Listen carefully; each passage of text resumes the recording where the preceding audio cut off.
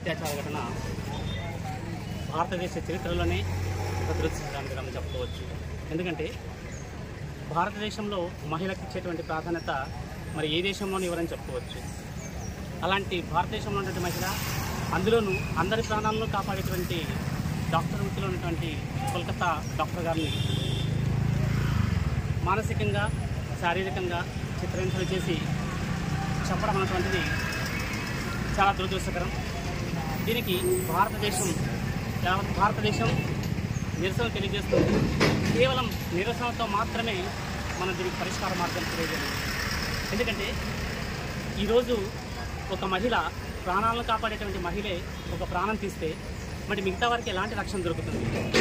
అందులోనూ భారతదేశం లాంటి డెమోక్రటిక్ కంట్రీలో ఇలాంటి సంఘటనలు జరగనీయకోకుండా ఇంతకు మునుపు ప్రతి భారత స్త్రీ ప్రపంచ దేశాలు కూడా కలిగే విధంగా సరైన నిర్ణయం తీసుకుంటారని చెప్పేసి రాష్ట్ర ప్రభుత్వానికి, దేశ ప్రభుత్వానికి, ప్రతి నాయకుడికి, ప్రతి ఒక్క వ్యక్తికి, భారతదేశంలో ఉండే ప్రతి ఒక్క వ్యక్తికి సగౌరవంగా తెలియజేసుకుంటున్నాము.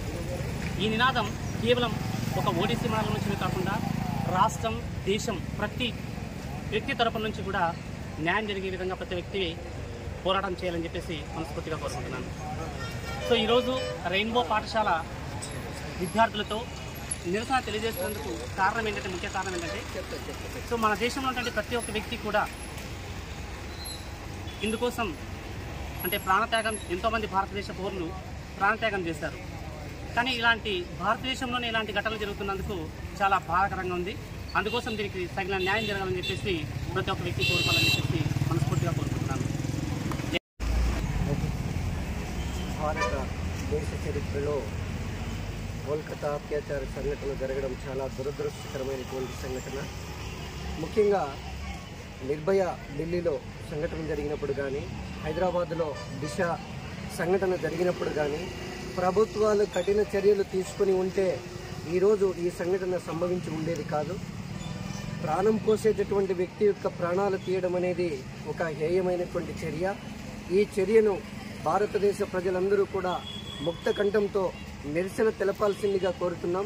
ఈరోజు ఇస్లామిక్ స్టేట్స్ ఉండే ఎక్కడైనా తప్పు జరిగింది అంటే వెంటనే చేసిన తప్పుకు అక్కడ శిక్షను వేస్తారు.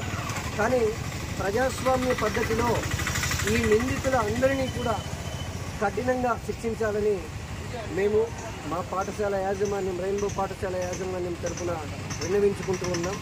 ముఖ్యంగా కేంద్ర రాష్ట్ర ప్రభుత్వాలు ఇలాంటి చర్యల పట్ల కఠినమైనటువంటి చట్టాలను తీసుకొచ్చి ఎప్పుడైతే అమలు పరుస్తారో మరోసారి ఇవి పునరావృతం కాకుండా ఉంటాయనేది మా యొక్క వాదనాన్ని తెలియచేస్తున్నాం.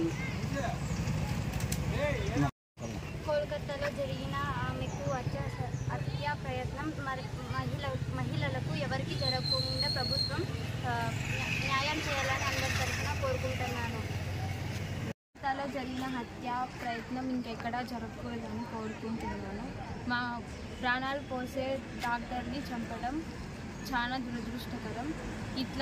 ఇలాంటి అత్యాచారాలు ఇంకెక్కడా జరగకూడదని అందరి తరఫున కోరుకుంటున్నాను.